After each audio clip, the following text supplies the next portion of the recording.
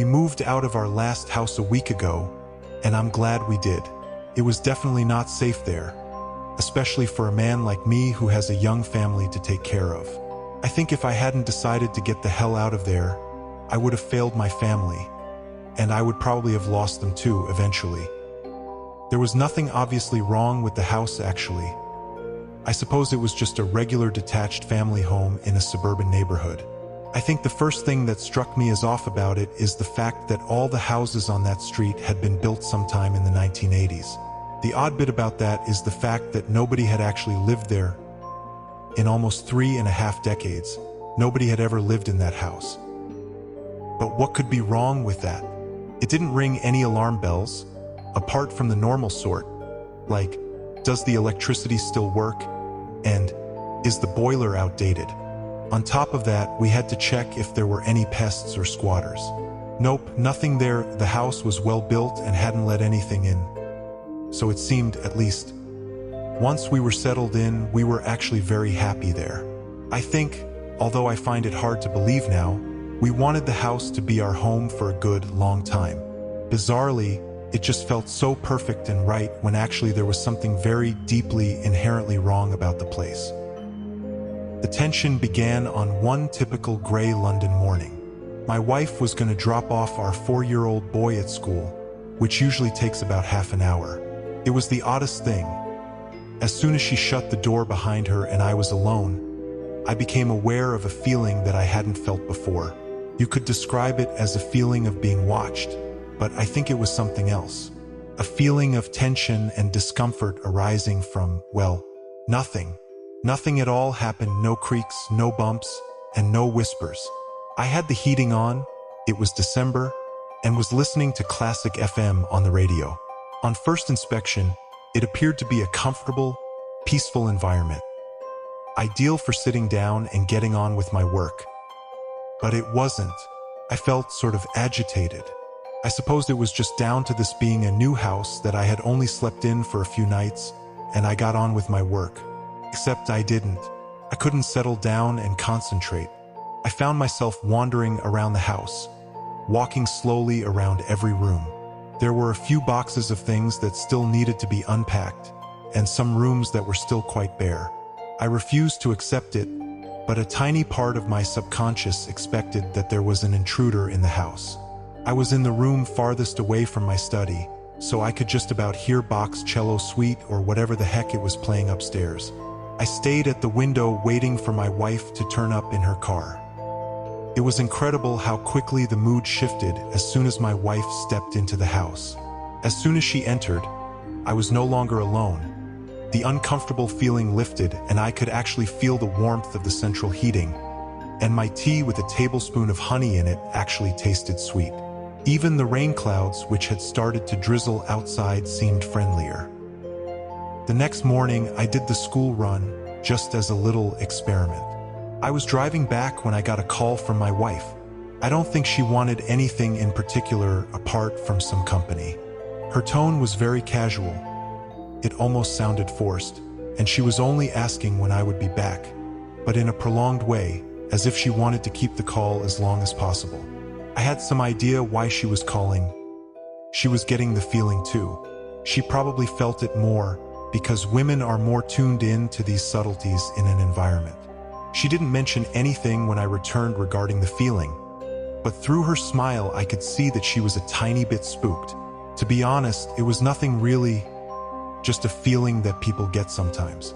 The only odd things about it were that it happened when we were alone, and that it happened to both of us. Well, still, some places are just like that. A house that hasn't been lived in for decades might take time to warm to its new owners, I guess. The next day, while my wife was out getting the groceries, I made a little discovery. The strange feeling grew more intense in certain parts of the house. In the upstairs bathroom, it was particularly strong, and there was a corridor that connected the dining room and living room where it was also quite noticeable. The thing about these places is that they were the only parts of the house with mirrors in them. With time, I came to hate those parts of the house, and those mirrors. Nothing new happened for about a week. I just avoided being in the house by myself, and I noticed my wife did the same, although we never discussed the fact that we felt uncomfortable being alone. It was a new house. We didn't want to spoil our first days there with negativity. But a certain negativity hung about the place nevertheless. It was not obvious, it was not intense, but it was always there.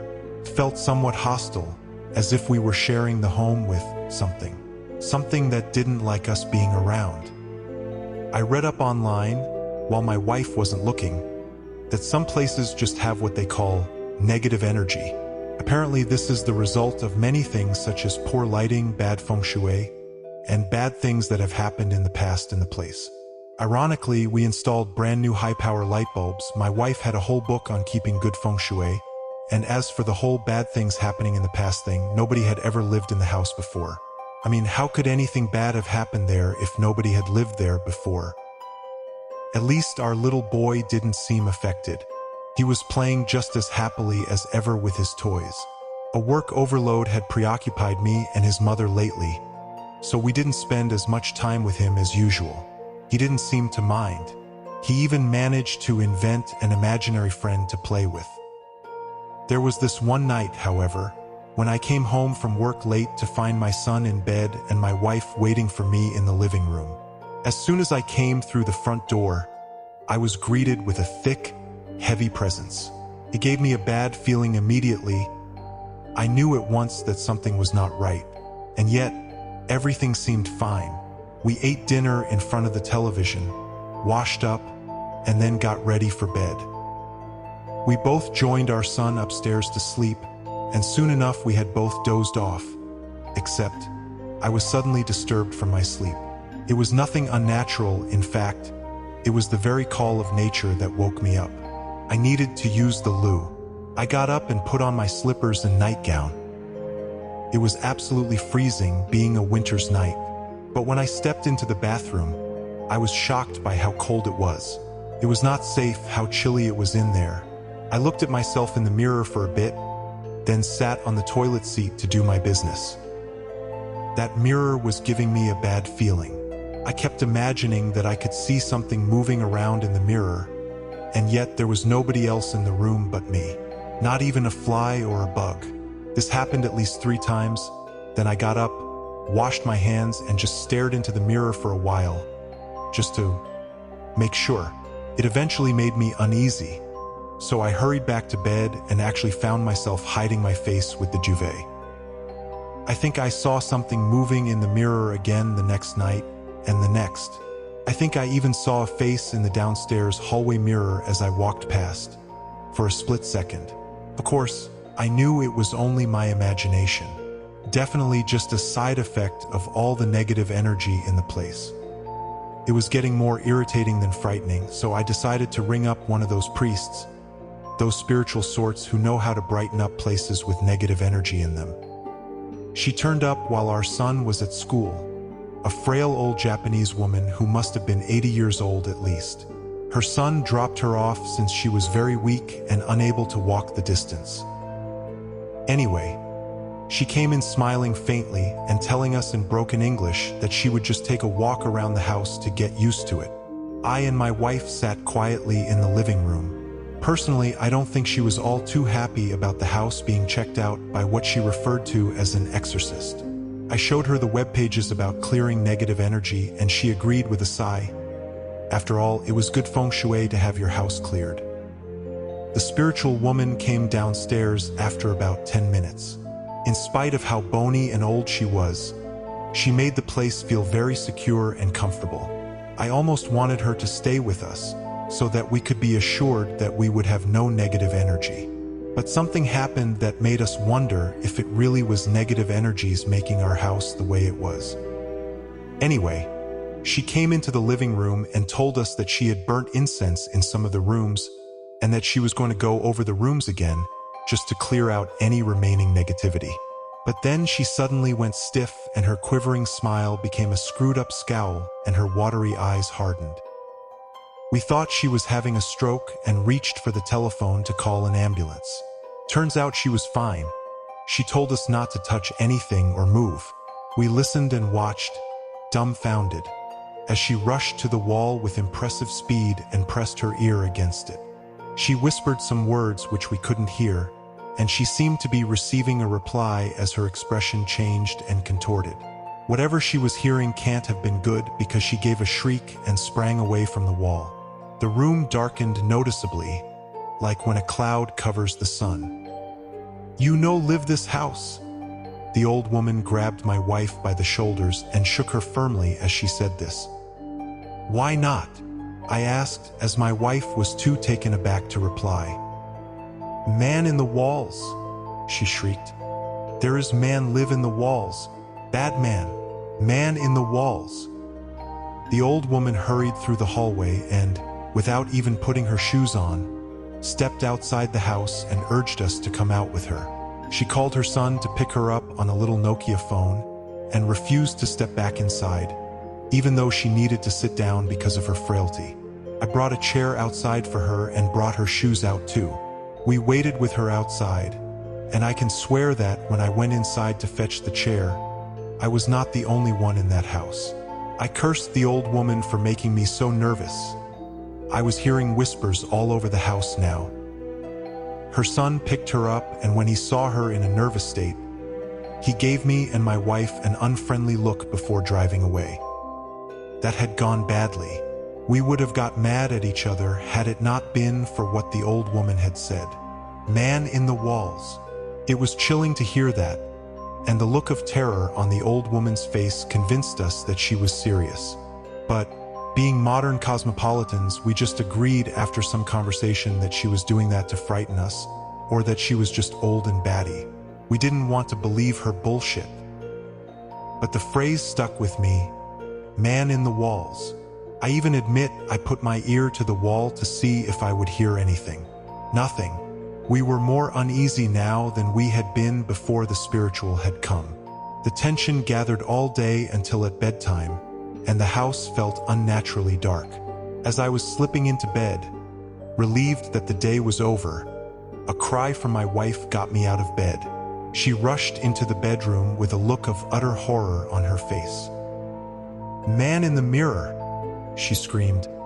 Man in the mirror." I had enough sense to realize that she was not talking about the Michael Jackson hit. She was genuinely terrified. "Where?" "Bathroom. I saw it, I tell you." "All right, I believe you." I had to believe her. I stormed into the bathroom and looked into the mirror. It was just a normal reflection. There was nothing there. I stood there for a while. Then I began to cry. "What's wrong with this bloody place?" I cried. "Man in the wall? Tell me, is there a man in the wall?" No, there isn't." My wife comforted me. "It was my imagination, I'll bet you. It's just that damned old woman coming in here and telling us all this mumbo-jumbo about men in the walls. It's nothing. Nothing at all." Then what the hell have I been seeing? This place, it feels wrong. Just wrong. "Oh, nothing. Don't worry. There's nothing here, there can't be. Let's just get some sleep. That's what you need. A good night's sleep." I was too tired to carry on with this. I forced myself to believe that there was nothing funny going on. I didn't convince myself. We went to bed, and I was about to turn out the light when my wife told me something that made me shudder. "You know, Daniel, our son, has been saying some weird things lately," she said. "Like what?" "Well, it might just be coincidence, but what that old woman said about a man in the walls, it seems to fit with something that Daniel has been talking about." "Oh, really? Do you know anything about his imaginary friend?" I chuckled. "Well, I know that Daniel spends an awful lot of time with it. What does he call it?" "Wallman." "Oh yeah. Oh." I realized just then the creepy connection. Wallman.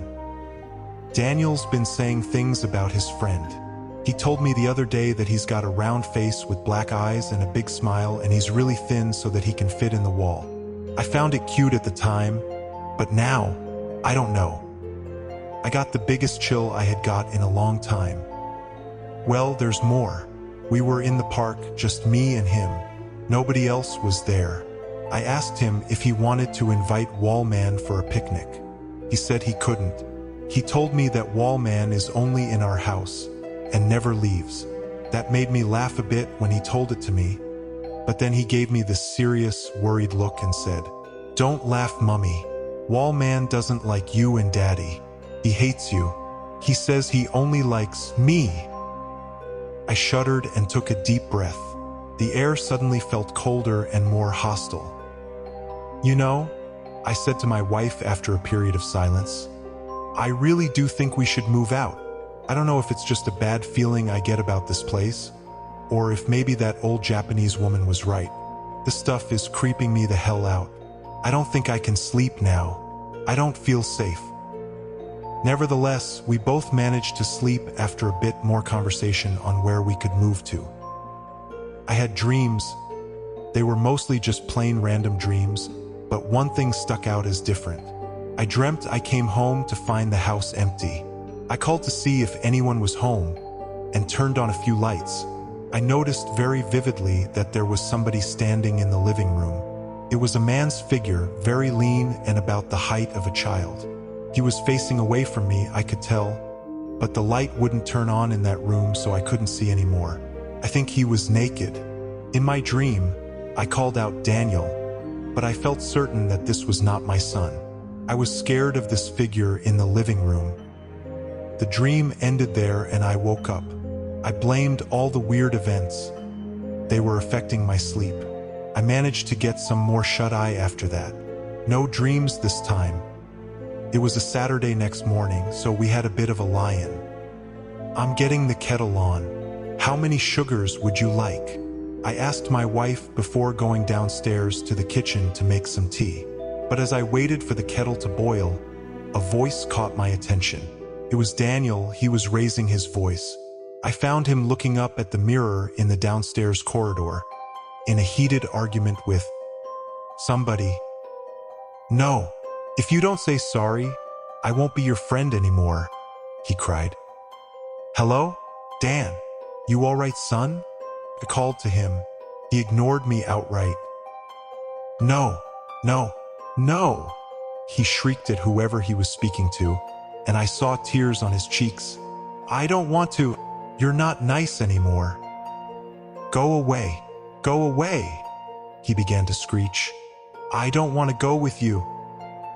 I rushed along and lifted him up, carrying him away from that mirror. His mother came downstairs, roused by the shouting. "What's wrong, dear?" she asked him.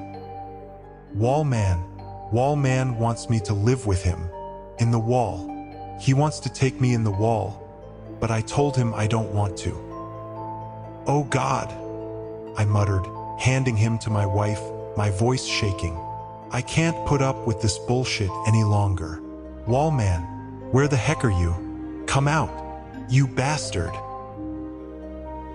I had never spoken in front of my son like that before, but he didn't seem unsettled. He seemed glad that I was angry at his imaginary friend. My wife took him upstairs while I raged on for a bit. When my wife came back downstairs, I said, "We've got to get rid of these goddamn mirrors. They're creeping the shit right out of me." "It's okay. It's fine." "No, it's not fine. Can't be fine. It's like they're portals or something.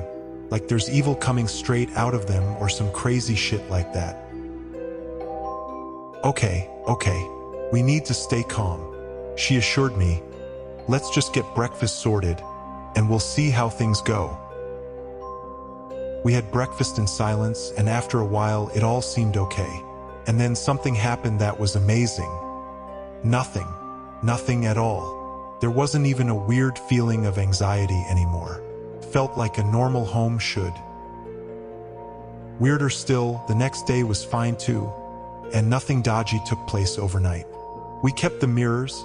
I hadn't been entirely serious about throwing them out. I had just been stressed out. Then a whole week went by and it was Sunday again, without a single weird thing happening. Our house was beginning at last to feel like a home.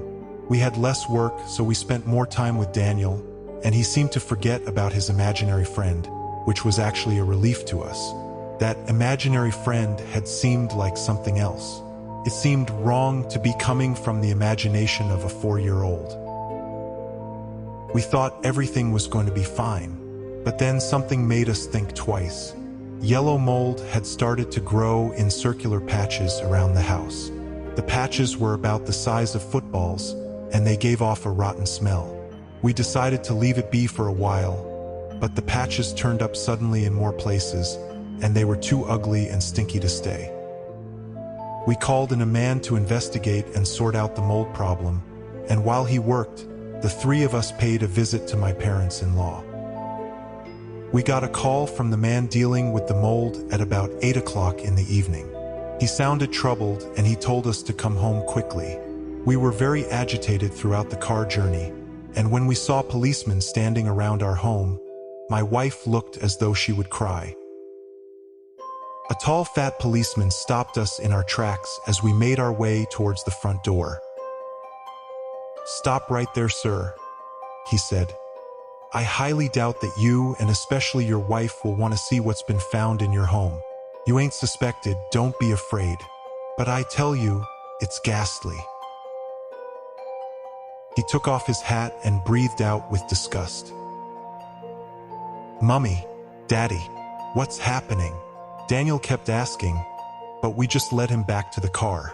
I went back to the policeman and the inspector came and told me I could come in. I went in to find that where the patches of mold had been, there were holes in the wall. Men in uniform and masks were carrying small objects in plastic bags out of the house. The mold specialist was sitting down with a cup of coffee on the sofa, his head in one hand. He seemed deeply troubled. I looked at him for a while and thought it might be better not to ask him what had happened. But I didn't need to. "You ain't seen what you've had in your walls yet?" he asked me, his eyes bloodshot. "I ain't ever done a job like this one. Bloody shocking." "What was in my walls?" I asked, my voice shaking. "Tell me please, I can't bear it anymore." "Can't tell you myself. It's just bloody shocking." Suddenly, the world around me became a blur and I collapsed on the ground. I came to at my in-laws' house again. Had that all been a dream? No, it was now 2 in the morning. My son and my wife were upstairs, they told me. An inspector was waiting to speak to me. "What happened, Inspector? What was there in my house?" I asked as patiently as I could. "Now, don't take this the wrong way, sir. We're not accusing you of anything. The things we found date back at least a decade, judging by the state they're in." "What did you find?" Then I was told, once I had promised to remain calm, that behind each of the 16 patches of mold, the bones of a small child had been found curled up inside the walls. The children were all between the ages of 2 and 5, and were recognized as children that had gone missing in the area over the past 30 or so years. Now, hearing that shook me about as much as it would shake anybody in my position. There was something else in the walls of that house, something evil, and had things happened differently, it might have taken my son into the wall like all those other children.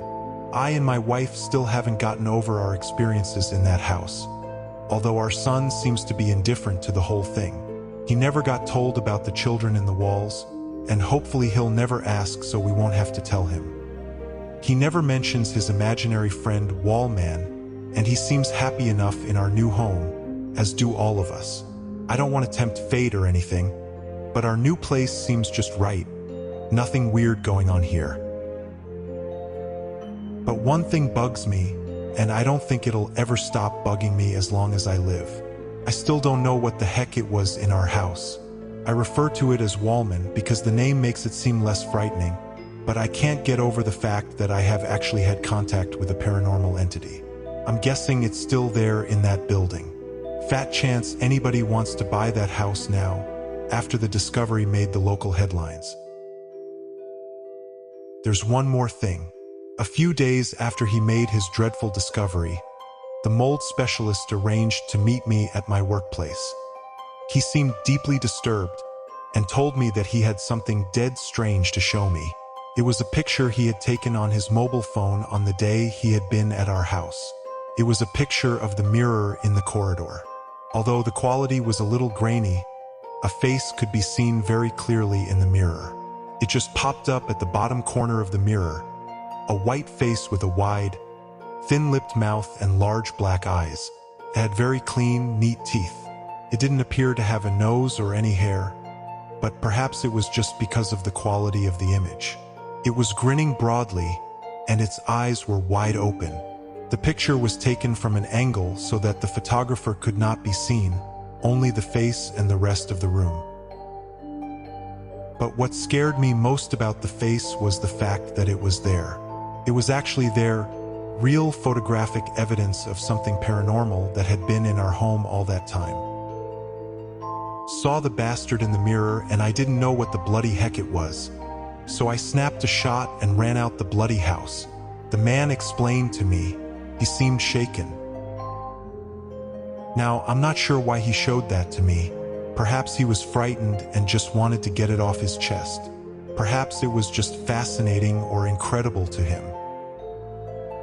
I don't care, really, because now that I've seen that photographic evidence, I won't stop thinking about it.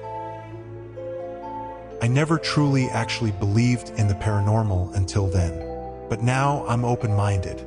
I say my prayers before going to bed every night. I've started being superstitious and avoiding creepy places and walking under ladders and everything. I only have one mirror in my house now, in the bathroom, and I avoid it like the plague. Not to mention that I practice methods designed to keep my home free of negative energies. My wife likes that. After all, it is good feng shui. And sometimes, only sometimes, when I am alone at home and it is quiet, I press my ear to the wall and listen carefully. Then I look into my mirror for a while, just to make sure that there isn't anything else in there. Perhaps you should give it a go too. After all, some houses are strange and some houses have been there for a very long time. With enough time, I think things come into existence in empty places that shouldn't be allowed to exist. You may find that those walls that protect you from the elements every day are in fact home to something that you might need protection from. And as for mirrors, I guess they are like doors into the wall. They show you not only what's behind you, but what's behind them. Trust me, if you see any strange faces in the mirror, there's a possibility there could be something in your walls. Afraid? Well, my advice: just brush your teeth quickly. Thank you for watching. I hope you liked the video, and if you did, please make sure to give it a thumbs up and subscribe to the channel. Also hit that bell icon if you want to get notified as soon as we upload a new video.